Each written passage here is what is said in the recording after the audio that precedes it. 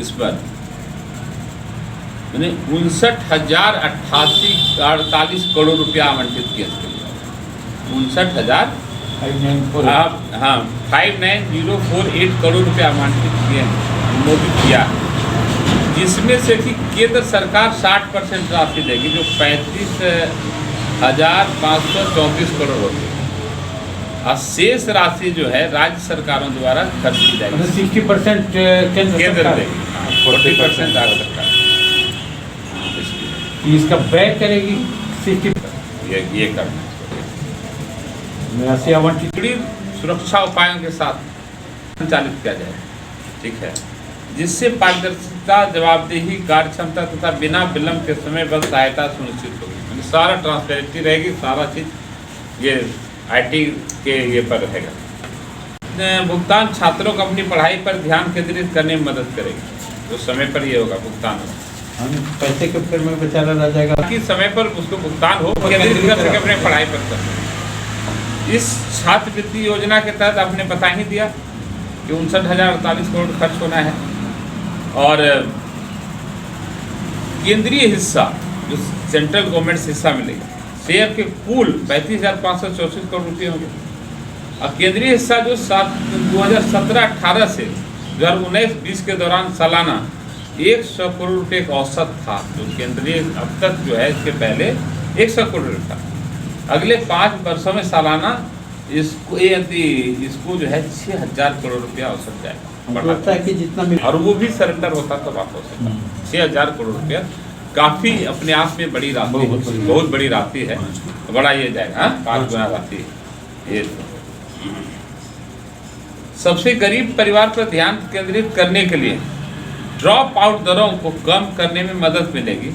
जो drop out होते हैं मैट्रिक के बाद पढ़ता नहीं था, मदद होगी, और छात्रों को बिना किसी समस्या के अपनी अपनी शिक्षा को पूरी करने में मदद मिलेगी। इस योजना के माध्यम से उन्नत किए गए विभिन्न पाठ्यक्रम कौशल भी छात्रों को उसकी पारिवारिक स्थिति, आय में सुधार करने में मदद करेगी।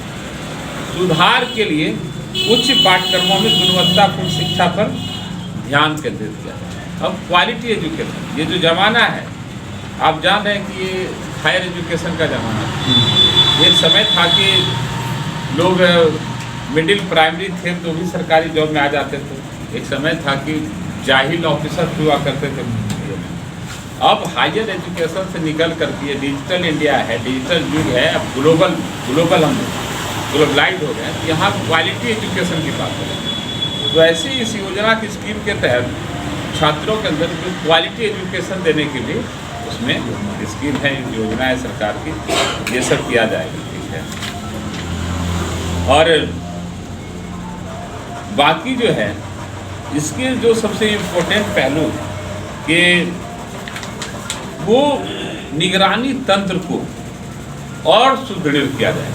ये जो मॉनिटरिंग होगा ना, सबसे बड़ी बात है, सरकार अब तक कोई स्कीम चलाती थी, कोई मॉनिटरिंग नहीं होता था। अब फंड आया, काम हुआ नहीं हुआ, मार्च में सरेंडर हो गया, ऐसा कुछ नहीं होगा। इस पर पूरी निगरानी रखी जाएगी और निगरानी तंत्र को अलग से सुदृढ़ किया जाएगा। सोशल ऑडिट होगा, तीसरे पक्ष द्वारा वार्षिक मूल्यांकन कराकर प्रत्येक संस्था की अर्धवार्षिक स्वतः लेखा परीक्षित रिपोर्ट के माध्यम से किया जाएगा। अब इसकी आप जान लीजिए, बहुत प्रेरित करने के लिए और भी जो सहयोग की जरूरत वो पड़ेगी, और इसकी निगरानी अब तक जो ऐसे स्कीमों की निगरानी नहीं होती। तो कुल मिलाकर जो है कि दलितों के लिए एक खास करके शेड्यूल कास्ट और बाबा साहब अम्बेडकर ने जो मूल मंत्र दिया, शिक्षित बनो, संगठित हो और संघर्ष करो। तो संगठित तो होंगे जब शिक्षित रहेंगे, अपने हक अधिकार को जानेंगे, और संघर्ष करने के लिए संगठित होना जरूरी है, संगठित होने के लिए शिक्षित होना जरूरी है। तो हमारे